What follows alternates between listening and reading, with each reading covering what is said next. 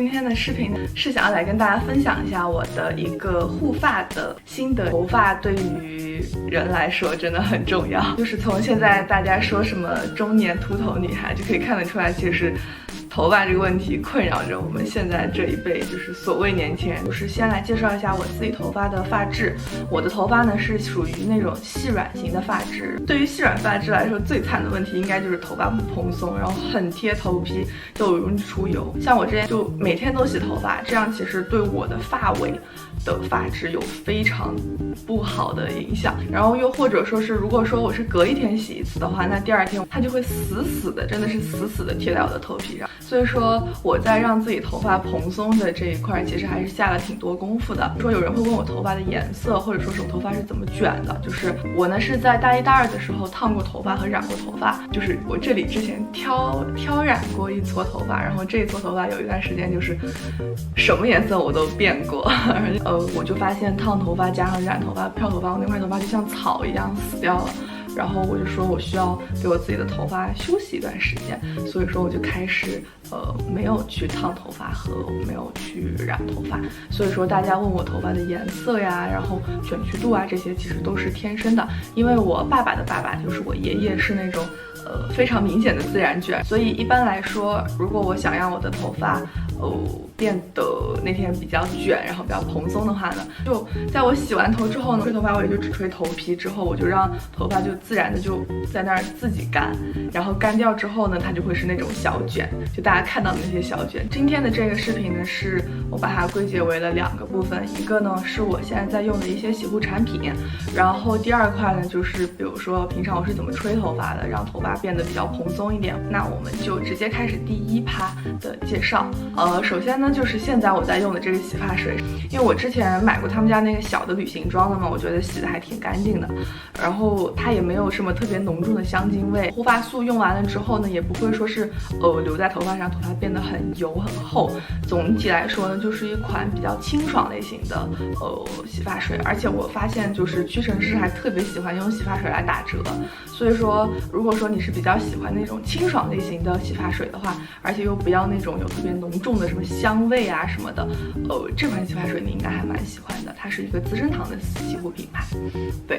洗头发的时候是一定要注重，因为头皮很容易出油嘛，所以洗头发的时候就是一定要把手这样插到你的头发缝里面，然后这样去挠它。但是我从来不用我自己的指甲去抓我的头皮，就是我都是用指腹，就是肉的这个地方去按摩我的头皮。然后洗完之后呢，我就把头发这样，然后这个样子这样去搓，然后再去洗它。我一般洗头发呢，就是洗发露和护发素就都是同一个牌子、同一个系列的，然后我会给它很快冲掉，因为我之后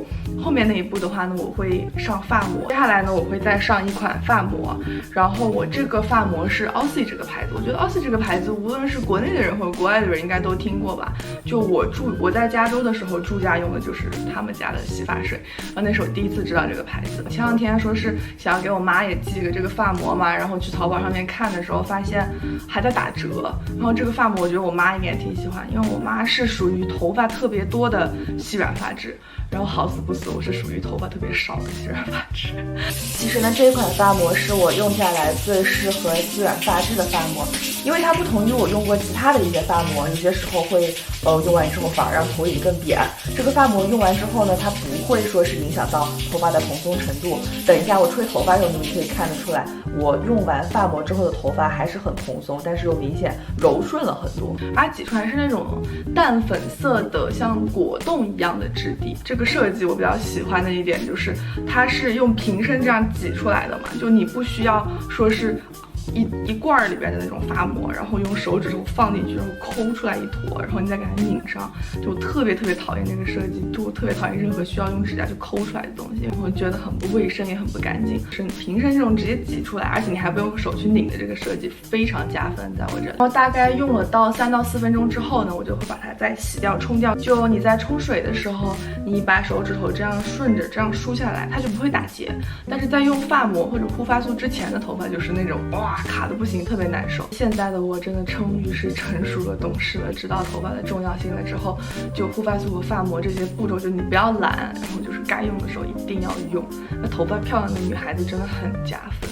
所以说我狂热的开始使用这些东西之后呢，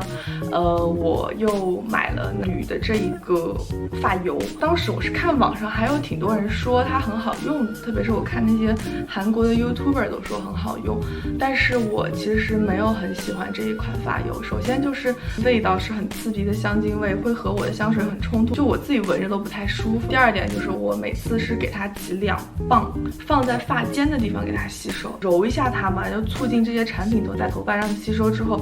我在吹头发的时候，我这样一抓我的头顶，完蛋，我那天头发就是又油又塌，根本跟没洗一样。接下来呢，就是一些我对于头发会用到的一些电子类的产品。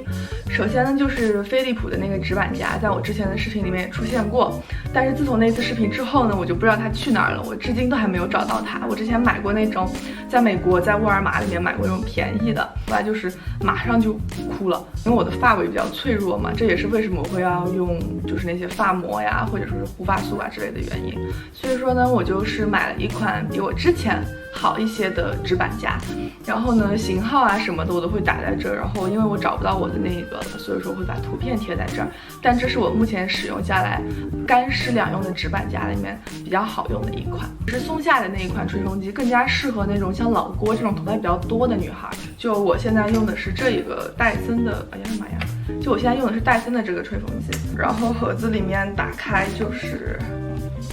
这样的。然后它就是号称可以一边吹头发然后一边卷头发的那一款，头发比较少，然后又比较细，所以是属于比较容易干的那种类型。然后我平常就是通常是用这个头，然后直接把头顶吹干了之后，如果想我的头发顺一点直一点的话，我就会用这个，然后给它这里有这样的按键嘛，然后后面是这个样子，把它这样抠开拔掉就好，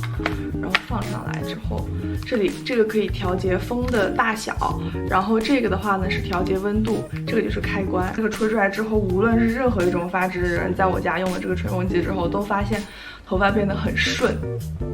对，所以说这一点我还蛮喜欢的。我一般吹头发的话呢，就是会把头发这样拎起来，要顺着头发的方向吹，这样头发不容易毛躁之外呢，我还会把在最后吹头皮的时候，把头发梳起来，然后梳起来之后着重去反方向的吹我的头皮的位置，目的呢就是要让头发不会那么的贴合到一起，然后把蓬松度给提高。但是我在吹右边的头发，我就把右边头发往左边拨，然后去往左边吹。然后我在吹左边的头发的时候呢，我往右边拨，往右边吹，就是反方向的去吹你的头皮。然后呢，在吹发尾的时候，其实我听过各种不同的方式。有些人呢是说头发要吹干，有些人说头发不要吹干。我觉得这个其实都因人而异。就是大家之前问的我是怎么卷头发的，其实戴森的这个吹风机里面这些卷的我都没有用过，我不太去卷自己的头发，因为我头发本身就是卷的。如果说以后我研究出来什么特别好看的卷头发的技巧，然后呢我再来跟大家分享。同样还是那句话，就希望大家科学种草，然后理性拔草。对，今天的视频就到这里啦，我们就下一个视频再见吧。